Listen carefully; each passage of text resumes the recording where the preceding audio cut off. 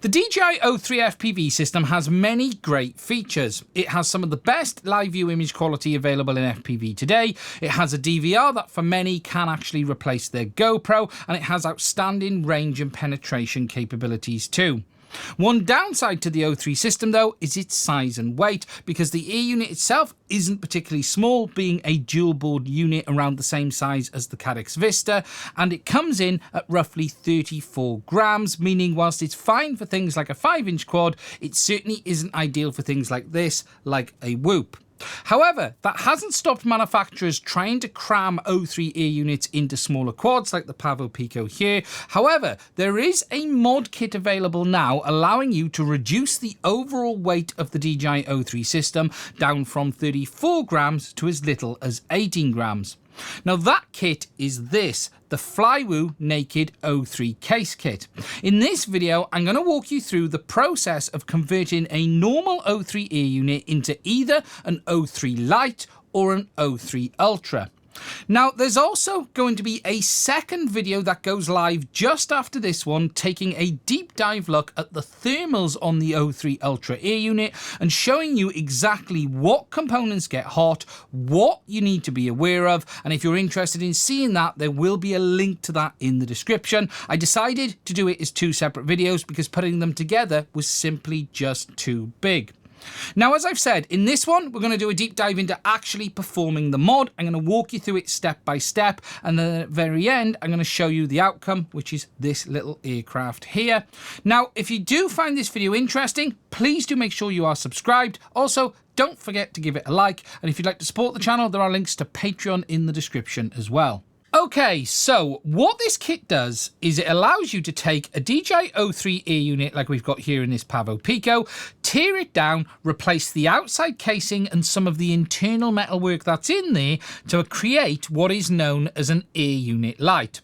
That is basically the DJI O3 air unit without the outside casing. You can then even remove the camera covers as well to reduce the weight too, and you can go as far as to removing the internal shielding and the SD card slot to get what is known as the O3 Ultra, giving you an air unit that comes in at about 50% of the weight of the original one. Now, this isn't the kit that allows us to do that conversion, but you can also buy air units directly from FlyWoo with this mod done already. Now, if we open the box, we'll take a look at what's actually included. I haven't opened this one myself yet, so this is a journey for you and for me, but I do sort of know what comes with it as standard already. We have a bag which contains some of the screws needed to do the mod, and we'll look at them closer as we do it later on. We have some replacement antennas for the O3 air unit, so when you do the mod you don't need to use the original antenna. We have this metal frame which replaces the central frame that is part of the original air unit casing. This allows you to mount the boards on each side, and you can see there's writing on each side indicating what goes where. We've then got some covers. These allow you to hold things like the antennas in place, as well as the MIPI cable for the camera. We have one there and one there, and you can see, again, they're labeled on the top. We've then got another plate, again, just allowing it to retain the unit together. We've got a camera mounting plate. This allows us to take the O3 camera apart. It's actually quite hard to get out the casing. There we go. You can see it's this sort of spidery looking thing, and this allows us to remove the existing housing on the O3 camera and replace that and fit this, again, taking the weight down. And then there's a replacement lens cover included with the kit as well. It's a UV lens just to offer some additional protection. Now, with regards to the height and the weight of the air unit, we'll take a look at that as we actually do the mod. However, what I did just want to show you was the effect this bracket will have on the camera with regards to the width. And if you check it, we can see that it will bring the width down to basically 18 mil. So the next thing I need to do is get an air unit and start tearing that down. Now, just to give us a baseline of the weight of the DJI O3 air unit, no antennas fitted, no cables, all we have is the camera and the camera cable and the air unit itself. And if we take a look, that's coming in at 34 grams. So what we're going to need to do is start tearing this down. So I'm going to remove the clamp for the antennas first of all. I already have that loose anyways, because I removed the antennas just now, and I'm going to place that to the side safely. We're then going to flip it over and remove the clamp that holds the MIPI cable for the camera. We will do the camera separately in a minute, but what we're going to do is simply release that, again popping that safe to one side, and then we're going to very carefully pop off this connection just like that. Then we'll come back and take a look at the camera in a minute. We can now start the teardown of the air unit itself. Now, it's worth noting that this is covered in heatsink compound inside, or transfer compound, I should actually say. And you're going to need to be a bit careful in the sense of it is going to go everywhere. So you want to have a cloth with you.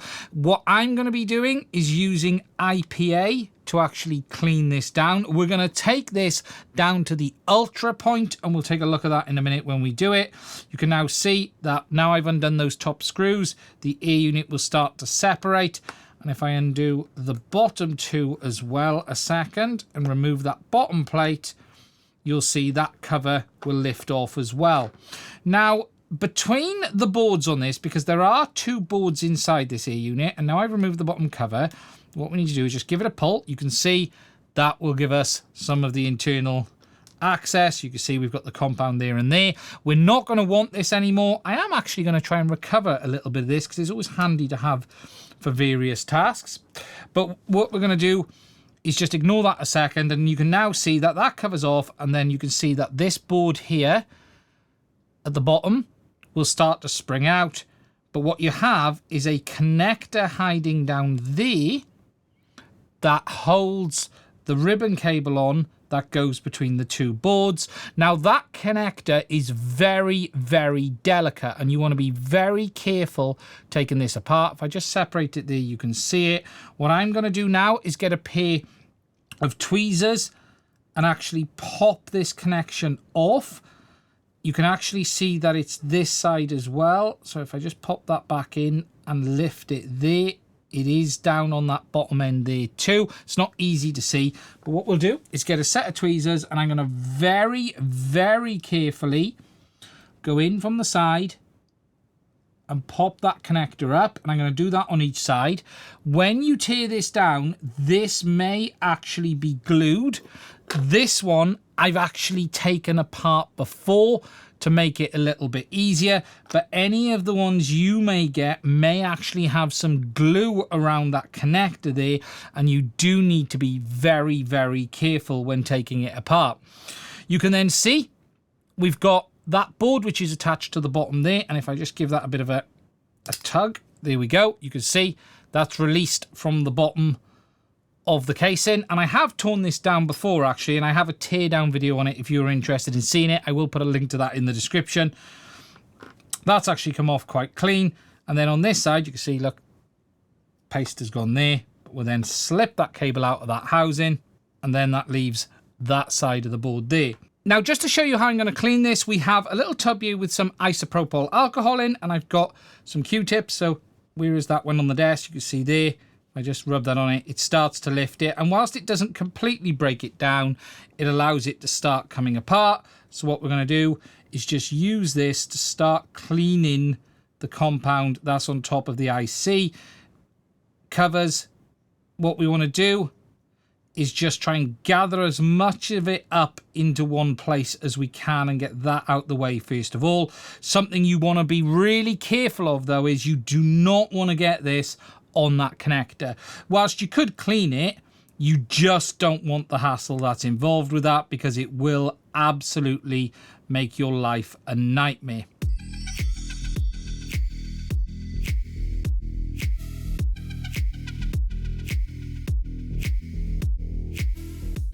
Okay, so both sides are now clean. There's still a little bit of compound here and there, but that's absolutely clean enough. Now, this is the point where you want to decide if you want to go for the O3 Lite or the O3 Ultra. If you want to go for the O3 Lite, that's as far as we need to tear down, and we can then begin to put it back together. This frame goes between the two PCBs. So what you have is this frame mounting here like this, and then that then mounting to that. And what you're then creating is a new double layer board without the external heatsink attached.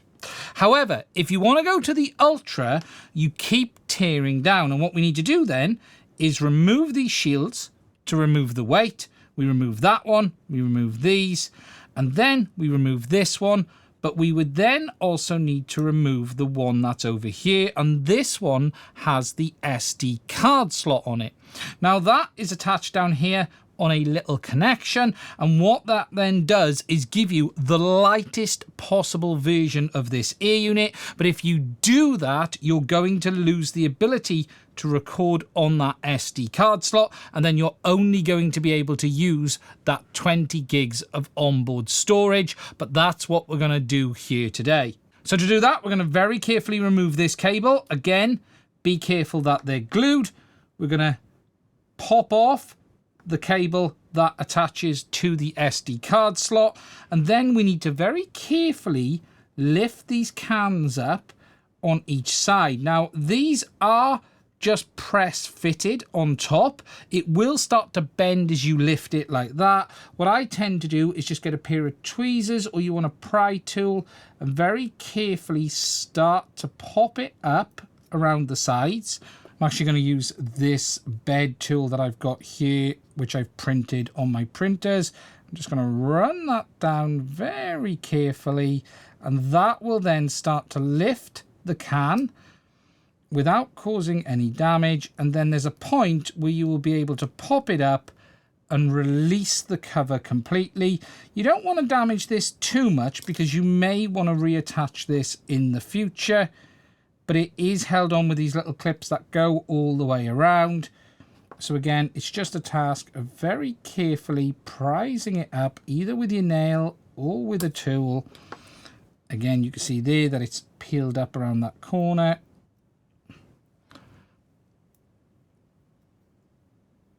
It is going to want to stick because there's compound in there that helps hold it in place.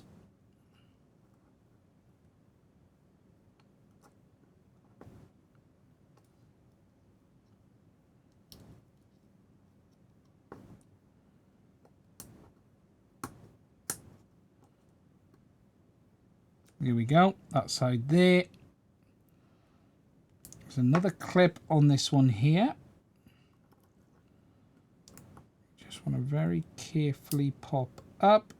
There's a bit of glue on this one here holding it right next to that connector. So again, we're just going to very carefully release that. There we go. And then you will see that the cover will release, and then that will allow us to see inside this side of the air unit. Now, you can obviously see that there's quite a bit more compound in here. So again, you want to just start to try and get rid of as much of this as you can. You could, at this point, put it into something like an isopropyl ultrasonic cleaner, but I don't feel that's particularly necessary. So all I'm going to do is just, again, try and remove as much of the compound as I can using a Q-tip, not really pushing it around inside the air unit, but just removing the excess without pushing it too far. I'm not going to lose any sleep over the stuff that's down around the sides of the chipset. We're not going to worry about that. We're just going to try and just clean it as much as we can there, like that. There we go. And that's that side pretty much done. Now, if you really wanted to, you could get in here with like a set of tweezers and very carefully, without removing any components, just give it a very gentle scrape. You could use something like a toothbrush. Again, it's going to be down to how much experience you've got doing stuff like this. Will depend on how far you want to go with it. Another trick I've done over the years as well is a paintbrush. So again, we can get in there with the paintbrush, give it a good clean. Again, trying to not damage anything as we're doing it. But the nice thing with the paintbrush is it does allow you to get under some of the heat shielding a little bit easier. And then just rub around. And again, we're going to go down into that side of that IC. And there with the brush, you can see I've been able to get in there a little bit more and remove as much as possible. So what I'm going to do is continue to do the rest on this side of the board, do the same on this side of the board, and then come back when it's all done.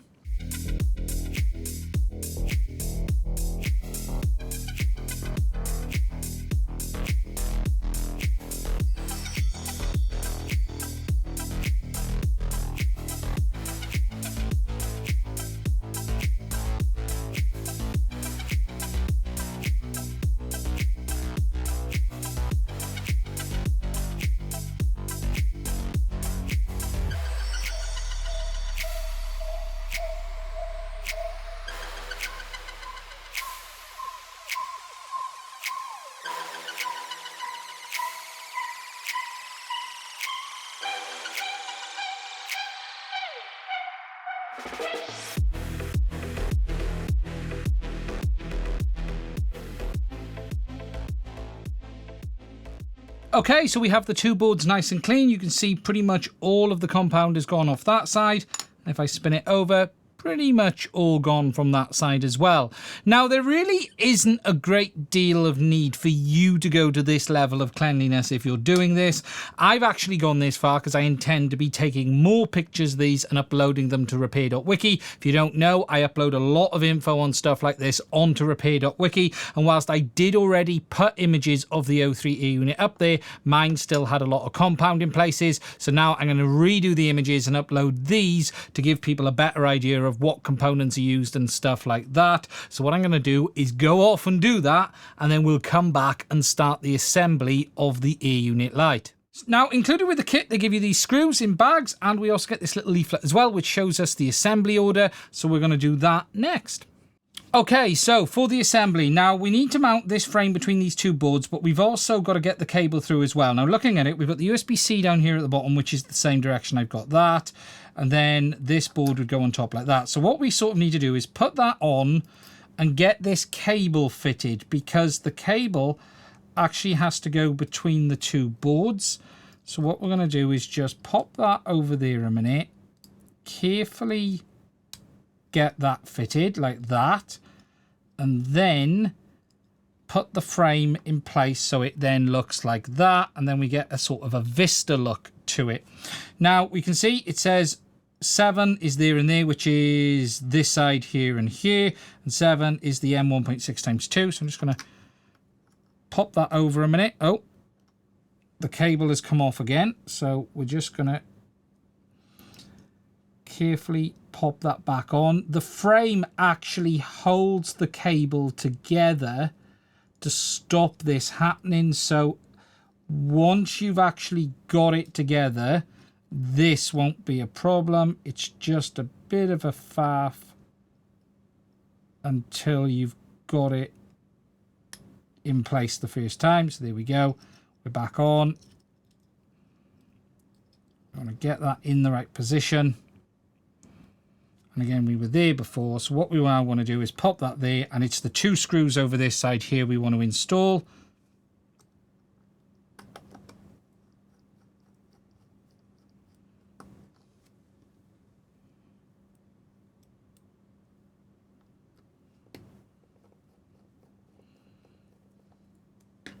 There we go. And you can now see that if we pop that down, that's showing there. And then when we screw the plates together, you'll then see that that connector there and this connector on this side will be held down by the plate, stopping it coming apart. So we've got those two done first. We've then got our camera cable to fit, so we'll do that now.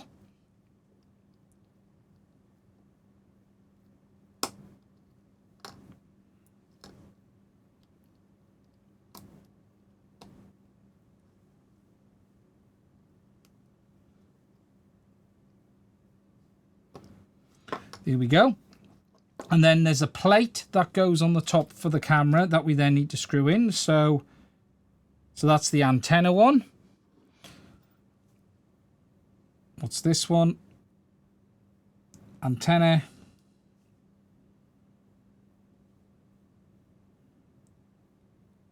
Coaxial cable, which is this one here. So then I'm assuming this one goes over there like that, which holds the camera connector on. Just trying to see which way round it goes, because it can actually go two ways. I think it will be like that there going over the top, and they show for that screws, which are the, they're not showing 6s, I'm guessing, which are the M1.6 times 5.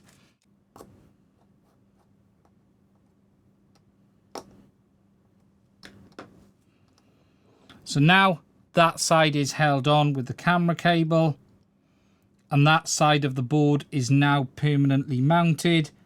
So then we just move over to this side here, and it looks like what we've then got is a plate that goes over our antennas. Now I'm going to use the same antennas I had on the build originally, which is these little ones here. I used these on that quad, and actually I was quite impressed with how well these little ones worked, if I'm honest. So we're going to pop them back on, and then we've got Naked 03 IPX antenna locker and Naked 03 antenna IPX locker. So again, they look exactly the same. So again, we've just placed that then over there, which holds the antenna connectors down. And looking at the picture, it's the same ones, which is the same length.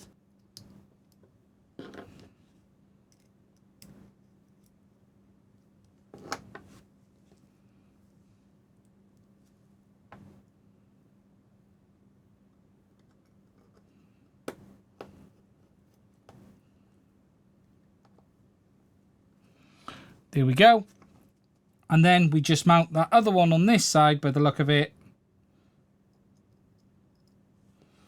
just to give it a standoff for when mounting the board.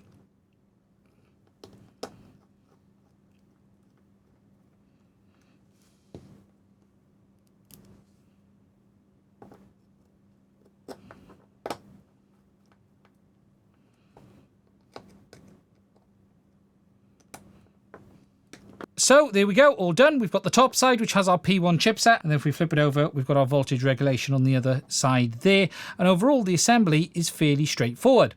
So next thing to do, we need to weigh it.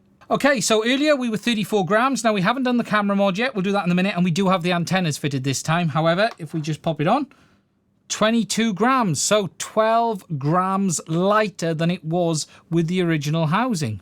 Now, just to show that, I've thrown everything else that we've taken off onto the scales, and you can see 12 grams. So one last thing to do, and that is the camera, and mount it to that frame that they include, which again is going to save some weight as well. So we're going to take the screws out the side down here, and we're not going to need them again, I don't think, although we will just put them to one side safe. Now, if you haven't taken this camera apart before, the way it does it is the back camshell releases, and then that shows the inside of the camera. And then you've got your connector down here that you can very carefully pop off, and that releases the camera module. Now, we'll just pop that to one side. We've then got 4 screws, one in each corner, that hold the camera lens assembly, or the front housing I should say, to the body of the camera. So we're going to carefully undo those screws, and we're going to keep these because we're going to want these to screw it back into the bracket. 3,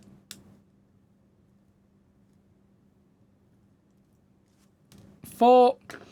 We're then going to give it a tug, and this should then release it from the front housing. All of the screws are out, so he should hopefully now break free, all being well. There we go. That leaves us just our camera module.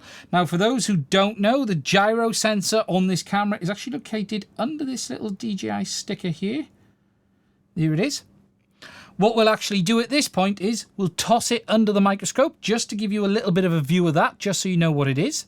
So just looking at the gyro, it is an MP66 N54LD1 L2212. Now, just like inside the O3E unit, there is a little bit of heat compound in here, which I'm just going to gently remove rather than leave in place. We don't want it getting everywhere, so we're just going to lift that off. If your camera's been used a little bit, you'll probably find that this stuff will stiffen up and come off like that. I'm not going to get any IPA or nothing on this. I'm just going to give that a little bit of a rub like that, and then we're nice and clean. Now, before we mount the camera into that frame, we're going to want to get the cable out the back of the casing. Now, it is held in place with like this rubber grommet that goes through. We're going to have to be a little careful on this, not to actually damage the cable itself, but it is held in place with this rubber. So what we're going to need to do is very carefully release that, and then hopefully we can then push the cable through. At the moment, when I'm pushing it, there we go, you can then pop it through like that. That will then allow you to pop the grommet off, and then we can simply withdraw the cable through the hole very carefully, not damaging the connector. Otherwise you would have to replace that O3 cable. I do actually have a spare one of these if I needed it. There we go. So then we're ready to take our camera. We don't want to mount that yet. I just did a dry run of it. So we want to get that on.